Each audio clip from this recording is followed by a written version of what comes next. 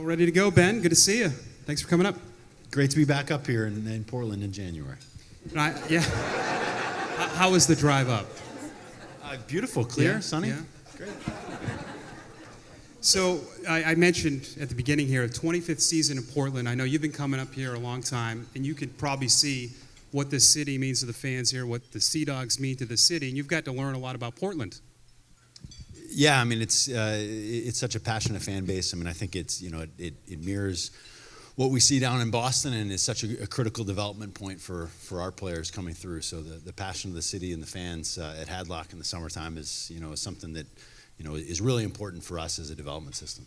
And part of your job during the season, I mean, you get to travel to so many different ballparks, all the affiliates, and you travel internationally now too, right? So you're trekking through all these different places, and it seems like you make a lot of your trips here during the summertime, right? That's on purpose? I mean, the first week of April is so beautiful, but yeah, I mean, no, it really come throughout the summer. I mean, it's obviously a little bit more pleasant in July, but we've got great players and staff here throughout the course of the year, and it's important for us to to make sure that we're all on the same page in Portland from a baseball perspective, and that's doing the same things we're doing in Salem and Pawtucket and ultimately Boston. It's nice having some local affiliates, and I know you locked up player development contracts with Pawtucket and Lowell, so you have the Red Sox, of course, the big league level, but you got 3 local affiliates, which really helps for you guys to go around and see guys. Yeah, I mean, it's incredibly convenient for us in the front office and the scouting community, as well as our roving coordinators. I mean, to have so many local affiliates here, but beyond the convenience, I think, and I touched on it again a minute ago, I think it's just it adds so much value to our minor league players to have some understanding of the passion of the fans and really understand what they're in for when they get to Boston.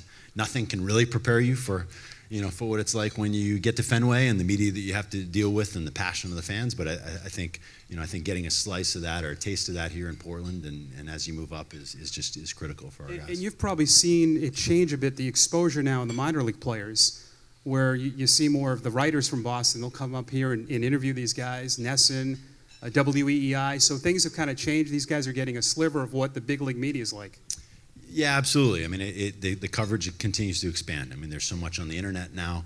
All the different prospect rankings, guys really do get. They're known commodities when they get to Portland. I think as a fan base here, you guys are aware of it, and certainly by the time they get to Boston, the names are common. They're not surprises. So I think that's. It's probably a little bit different than than it was 20 or 30 years ago. But it's the environment that our prospects have to deal with. Yeah, and we were lucky. 3 players from Portland played with the Sox last year. I mean, Zue Lin went up. We had Austin Maddox and, of course, Rafael Devers. But as an organization, it's such a win when you're able to send guys up from Portland, and those guys impacted the big league club. Yeah, I mean, 3 key guys to our success last year in Boston. I mean, just a reminder of how critical this stop is, and for you guys to get the better part of a season with Rafael Devers down here, and you've seen Sue Lin play for several years. It's an exciting group of guys that we hope will be able to impact us in Boston for a while. Yeah, and I was talking to somebody earlier, and just looking at the lineup and even the roster for the Red Sox, how many former Sea Dogs, but former everybody in the organization, Greenville, Salem. It's really kind of a nice thing to see these guys kind of move up and get a chance to play there. I mean, that's what you'd like to happen. It doesn't always go to plan, but it seems like it is lately. Yeah, I mean, as an organization, we take a lot of pride in our development system, and to be able to look at the big league club and see such a young core of really amazingly talented guys. That's something that is going to be really important for us for a long time, and I think it allows you to make great moves and acquire somebody like Chris Sale. It allows you to to have a young core like Mookie Betts and Jackie Bradley and Xander and others. So I think it's you can really do a lot of different things. It has to be rewarding though for you and your staff when you see guys play at the GCL, and then 3 or 4 years later you can see them grow up as people and players, and then finally when they get to Boston. But you ever see a guy and then all of a sudden it's just like that, he's in the big leagues? It seemed a lot quicker than maybe you thought it would take.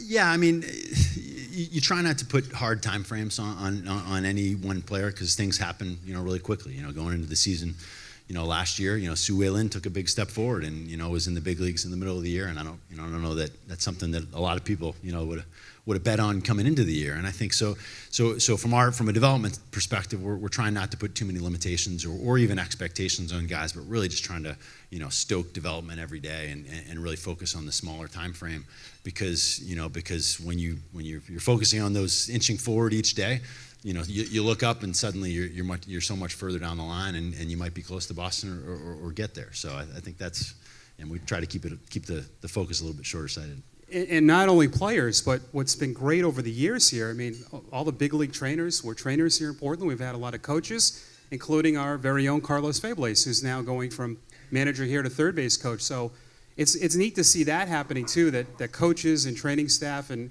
other people are able to move up to Boston. Yeah, Darren, you have big shoes to fill.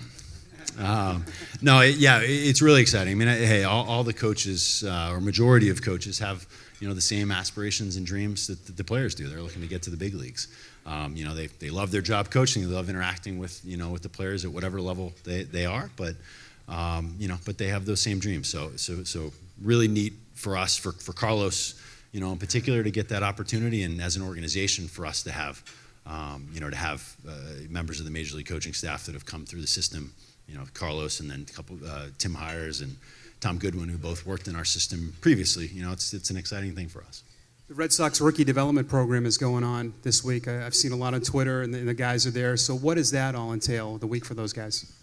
Yeah, it's an opportunity for us to bring in a small number of guys into Boston, spend some time in the clubhouse, get exposed to some different educational sessions, whether it's media or mental skills, or hear from some different speakers, and really just kind of get exposed to try to take some of the mystery away from when they get that first call up.